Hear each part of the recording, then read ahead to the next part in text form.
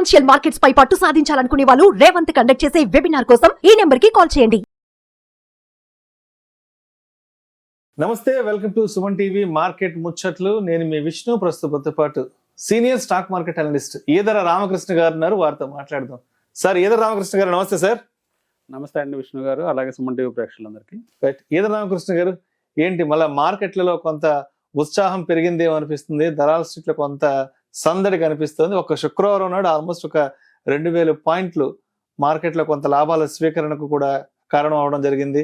ఒక్కసారి మనం శుక్రవారం మార్కెట్ క్లోజింగ్ గురించి మాట్లాడుకుంటే సెన్సెక్స్ ఏమో 843 పాయింట్ల లాభంతో 82,133 వద్ద క్లోజ్ అయింది. నిఫ్టీ ఏమో 222 పాయింట్ల లాభంతో 24,768 వద్ద మార్కెట్ క్లోజ్ అయింది. అండ్ అదేవిధంగా ఎఫ్ఐల కొనుగోలు 2,335 కోట్లు కాగా డిఐల అమ్మకాలు 732 కోట్లుగా శుక్రవారం నాటి మార్కెట్లో మనకు నమోదు కావడం జరిగింది. మధ్యాహ్నం సెషన్ వరకు 1,207 పాయింట్ నష్టాల్లో నుంచి సాయంత్రం మార్కెట్ క్లోజింగ్ అప్పటికి 843 పాయింట్ల లాభంతో ఓవరాల్ గా 2,000 పాయింట్లు కనిష్టం నుంచి గరిష్టాల్లోకి మార్కెట్ రావడం జరిగింది. ఏంటి ఇంకా అంటే దీనికి సంబంధించి అంటే మార్కెట్లో ఇంకా ఎటువంటి ఎక్స్పెక్టేషన్స్ ఉన్నాయంటారు అసలు? సో మన మార్కెట్స్ చాలా వాలటైల్ మూవ్స్ చూపించాయండి. మనకి ప్రీవియస్ వీక్ లో థర్స్డే కూడా ఇలాంటి మూవే చూసాము. చాలా బిగ్ మూవ్ చూసాము, బిగ్ క్యాండిల్ ఫార్మేషన్ చూసాము, up side down side big wicks formation చూసాము. అంటే దానికి ముందు ఒక ఈవెంట్ ఉంది, అంటే ఆర్బీఐ మీట్ ఉందని చెప్పేసి అలాంటి క్యాండిల్స్ పడటం. కానీ నిన్న సర్ప్రైజింగ్ గా మార్కెట్స్ చాలా వాలటైల్ మూవ్స్ చూపించాయి. ఆల్మోస్ట్ అందరూ ఇంకా మార్కెట్స్ అయిపోయాయేమో, 3 వీక్స్ గెయిన్స్ అన్ని పోగొట్టుకుంటామేమో, చిన్నగా కిందకి వెళ్తామేమో అనే ధోరణిలో ఉన్న మార్కెట్స్ సడన్ గా మార్కెట్స్ మళ్ళీ రైజ్ అవటం మొదలుపెట్టాయి. మళ్ళీ ఎఫ్ఐఎస్ కొనుగోళ్లు మళ్ళీ ఇదివరకు గతంలో అమ్మకాలు చేశారు అక్టోబర్ మాసం దాకా.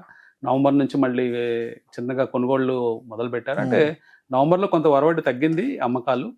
డిసెంబర్ మాసానికి వచ్చేటప్పటికి ఆల్మోస్ట్ 25,000 to 28,000 crores మళ్ళీ ఫ్రెష్ బయింగ్ ఎఫ్ఐఎస్ చేయడంతో మళ్ళీ మన మార్కెట్స్ కోలుకుంటున్నాయి. టెక్నికల్ సెటప్ కనుక చూసినప్పుడు టెక్నికల్ గా లాస్ట్ 4 వీక్స్ పాజిటివ్ గా మార్కెట్ క్లోజ్ అయింది.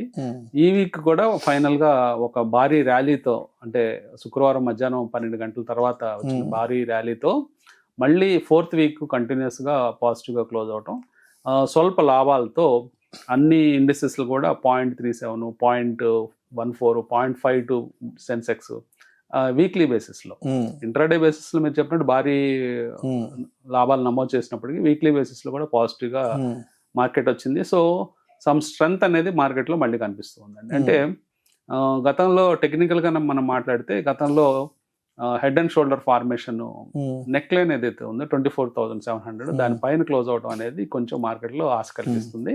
సో మార్కెట్స్ ఇక్కడ నుంచి కూడా భారీగా పైకి వెళ్ళే ఛాన్సెస్ కనిపిస్తుంది. ఎందుకంటే మెయిన్ గా ఎఫ్ఐఎస్ కొనుగోలు జరుపుతున్నారు, డిఐఎస్ అమ్మకాలు ఎక్కువగా లేవు, అంటే ఎఫ్ఐఎస్ అంత అమ్మకాలు లేవు. కానీ కొంత డేటా చూస్తే లాస్ట్ మంత్ లో అంటే అక్టోబర్లో 41,000 crores రిటైలర్స్ మనీ పంప్ చేశారు. కానీ నవంబర్ మాసానికి వచ్చేటప్పటికి కొంత తగ్గుముఖం పట్టింది, అది 36,000 crores కి పరిమితమైంది. కానీ ఎస్ఐపిఎస్ మాత్రం స్టడీగా 25,000 crores ఎస్ఐపిఎస్ కంటిన్యూ అవుతుంది.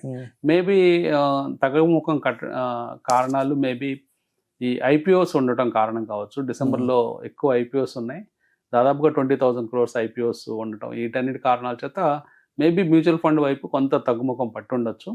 మేబీ అది 1 or 2 months ఫినామినా కావచ్చు. అదిగాక మార్కెట్స్ లాస్ట్ 2 months లో కొంత కరెక్షన్ తీసుకురావడం కూడా, కరెక్షన్ నుంచి మళ్ళీ పైకి రావడం, ఎన్ని కారణాలు కొంత ప్రాఫిట్ బుకింగ్ కూడా రిటైలర్స్ కొంత తగ్గించారేమో వాళ్ళ పొజిషన్స్ అనిపిస్తుంది. అండ్ అదేవిధంగా మార్కెట్కి సంబంధించిన మేజర్ న్యూస్ కూడా ఇంకొకటి ఏంటంటే రిజర్వ్ బ్యాంక్ ఆఫ్ ఇండియా నూతన గవర్నర్ నియామకం కూడా జరిగింది, సంజయ్ మల్హోత్రా గారు. మరి ఆర్బీఐ గవర్నర్ నూతన నియామకం తర్వాత మార్కెట్ ఎటువంటి ఎక్స్పెక్టేషన్స్ పెట్టుకుంది కొత్త గవర్నర్ పైన? అంటే ఒక ఛాలెంజింగ్ టైంలో ఆయన రావడం జరిగిందండి మల్హోత్రా గారు. మెయిన్ గా 5.4% జీడిపి నెంబర్స్ వచ్చాయి, అంతకుముందు క్వార్టర్లీ జీడిపి నెంబర్స్. సో ఈ గ్రోత్ నెంబరు కొంచెం షాకింగ్. అంటే ఎక్స్పెక్టెడ్ లైన్స్ లో లేవు. అంటే అందరూ 6 పైన ఎక్స్పెక్ట్ చేస్తే గ్రోత్ అనేది కొంచెం సన్నగిల్లిందని అర్థమవుతుంది. అంటే మెయిన్ గా ఈ గ్రోత్ ప్రీవియస్ క్వార్టర్లో తగ్గడానికి కొత్త గవర్నమెంట్ ఫామ్ అవటం, ఆ బడ్జెట్ ఇంప్లిమెంటేషన్స్ అన్ని కూడా కొంత డిలే కావడం, పాలసీ మేకింగ్ వీటిల్లో కొంత గవర్నమెంట్ స్పెండింగ్ అనేది తగ్గిందని అర్థమవుతుంది. కానీ ఇప్పుడు రాబోయే క్వార్టర్స్లో మళ్ళీ జీడిపి గ్రోత్ మళ్ళీ పెరిగే ఛాన్స్ ఉంది. ఇంకా సంజయ్ మల్హోత్రా గారి గురించి చెప్పుకుంటే ఆయన అన్ని విధాల అర్హుడనే చెప్పుకోవచ్చు. ఆర్బీఐ గవర్నర్గా ఆయన టెక్నికల్గా సౌండ్, అంటే ఐఐటి కాన్పూర్లో కంప్యూటర్ సైన్స్ చదవటం, తర్వాత ఒక ఐఏఎస్ ఆఫీసర్గా పనిచేయటం, అలాగే ప్రిన్స్టన్లో పబ్లిక్ పాలసీస్ మీద పోస్ట్ గ్రాడ్యుయేషన్ చేయటం, ఇవన్నీ కూడా ఆయనకి గవర్నెన్స్ కానీ పబ్లిక్ పాలసీస్ ఎలా చేయాలి కానీ హై ప్రొఫైల్ మళ్ళీ కంప్యూటర్ సైన్స్ కూడా అనుభవం ఉంది కాబట్టి, అంటే డిజిటల్ వరల్డ్ లోకి వెళ్తున్నాం కాబట్టి ఇవన్నిటి మీద అవగాహన ఉన్న వ్యక్తిగా మనం చెప్పుకోవచ్చు. ఆయన గతంలో డిఎఫ్ఎస్ లో, అంటే డిపార్ట్మెంట్ ఆఫ్ ఫైనాన్షియల్ సర్వీసెస్ లో సెక్రటరీగా ఉన్నప్పుడు ఎల్ఐసి ఐపీఓ తీసుకురావటం ఆయన గొప్ప సక్సెస్ గా చెప్పుకోవచ్చు. ఆయన కెరీర్ లో ఒక 21,000 crores ఐపీఓ ఫండ్స్ మొబిలైజ్ చేయడం ఆ రోజుల్లో రికార్డ్ బ్రేకింగ్. సో ఇవన్నీ క్రెడిట్స్ ఉన్న ఆయన ఆర్బీఐ గవర్నర్ అవటం, రాబోయే రోజుల్లో ఆయన ఈ ఛాలెంజెస్ అన్నింటినీ ఈజీగా ఫేస్ చేసి అట్లాగే అధిగమిస్తారని అనుకుంటున్నాను. రైట్. అండ్ అదేవిధంగా ఇప్పుడు మార్కెట్ ఏదైతే ఇప్పుడు నిఫ్టీ ఏదైతే ఉందో ఇది నెక్స్ట్ ఇయర్ 2025 నాటికంతా కూడా 26,600కి మార్క్ రీచ్ కాబోతుంది అంటూ కూడా జెఫ్రీస్ స్టేట్మెంట్ అంటూ కూడా మనకు రావడం జరిగింది. సో ఇక్కడి నుంచి ఎలా చూడొచ్చు అంటారు నిఫ్టీని ఎస్పెషల్లీ? సో జెఫ్రీస్ ఇచ్చిన టార్గెట్స్ చాలా రీజనబుల్ గా ఉన్నాయండి. 26,600 అంటే ఇప్పుడున్న లెవెల్ నుంచి దాదాపుగా ఒక 2,000 పాయింట్స్, అంటే 7 to 8%, అంటే లెస్ దాన్ 10% గ్రోత్ ఇండెక్స్ లో, నిఫ్టీలో కానీ సెన్సెక్స్ లో కానీ వాళ్ళు ఎక్స్పెక్ట్ చేస్తున్నారు.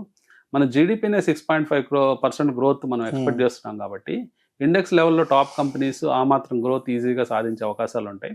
కాబట్టి ఇవి సాధ్యమయ్యే టార్గెట్స్ కానీ కనిపిస్తున్నాయి. 26,600 అనేది మనకి సాధ్యమయ్యే టార్గెట్స్ లాగా కనిపిస్తున్నాయి. సో ఇండెక్స్ పిఈ రేషియో తీసుకున్నా కానీ చాలా తక్కువ ఉందండి. కంపారిటివ్గా మిడ్ క్యాప్, స్మాల్ క్యాప్లతో కంపేర్ చేస్తే ఇండెక్స్ పిఈ రేషియో కేవలం 23 ఆ ప్రాంతాల్లో ఉంది. సో ఈజీగా జెఫ్రీస్ టార్గెట్ వచ్చే అవకాశం ఉంది. సో నెక్స్ట్ ఇయర్ ఈ పాటికి మనము 27,000 to 26,600 ఆ టార్గెట్స్ ఈజీగా రీచ్ అవుతాం. రైట్.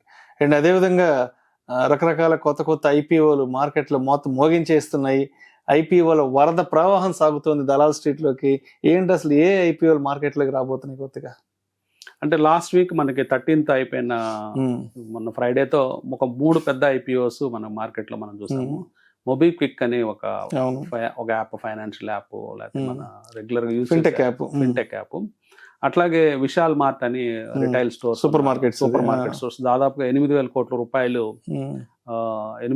రూపాయల ఐపీఓ విశాల్ మార్ట్ నుంచి వచ్చింది. అది కూడా భారీ సబ్స్క్రిప్షన్ అయింది. అట్లాగే సాయి లైఫ్ సైన్సెస్ అని ఒక హైదరాబాద్ బేస్డ్ ఫార్మా కంపెనీ కూడా దాదాపుగా 3,042 కోట్ల రూపాయలు ఐపీఓ ధర మొబిలైజ్ చేయబోతుంది. సో ఇవన్నీ కూడా సక్సెస్ఫుల్ గా సేల్ అయిపోయినాయి. అలాగే ఈ వారం రాబోతున్న ఐపీఓస్ చూస్తే ఇన్వెంటర్స్ నాలెడ్జ్ ఒకటి దాదాపు 2,500 కోట్ల రూపాయల ఐపీఓ. అట్లాగే ఇంటర్నేషనల్ జమాలజీ ఈ ఐపీఓ దాదాపుగా 4,225 కోట్ల రూపాయల ఐపీఓ రేపు మండే నుంచి మొదలు కాబోతున్నాయి. సో ఈ 2 ఐపీఓలతో పాటు ఇంకా చాలా ఐపీఓస్ క్యూ లైన్ లో ఉన్నాయి. సో ఇవన్నీ కూడా డిసెంబర్లో దాదాపుగా ఒక 20,000 crores ఈజీగా మొబిలైజ్ చేసే అవకాశం ఉంది. సో పార్టిసిపెంట్స్ దీంట్లో క్వాలిటీ నేమ్స్ కూడా ఉన్నాయి, లైక్ మొబిక్విక్ ఇలాంటివన్నీ కూడా భారీ లిస్టింగ్తో అయ్యే ఛాన్సెస్ ఉన్నాయి. కాబట్టి ఇన్వెస్టర్స్ ఇనిషియల్ గెయిన్స్ కోసం కానీ లేకపోతే కొంచెం క్వాలిటీ బాగుంటే లాంగ్ టర్మ్ కూడా అట్టు పెట్టుకునే షేర్స్ అని చెప్తాను. రైట్. అండ్ అదేవిధంగా ఈ ఫుడ్ ఇన్ఫ్లేషన్ కూడా కొంత తగ్గుముఖం పట్టినట్టు వార్తా కథనాలు కూడా రావడం జరిగింది. ఏం జరుగుతుంది అసలు ఎకానమీకి సంబంధించి? మెయిన్గా వెజిటబుల్ ఇన్ఫ్లేషన్ తగ్గిందండి. లాస్ట్ మంత్ నవంబర్ మంత్ చూస్తే ఈ నెంబర్స్ చూస్తే 5.43 ఉంది. అంతకుముందు మంత్ మనకు అక్టోబర్లో 6.21% ఇన్ఫ్లేషన్ ఉండేది.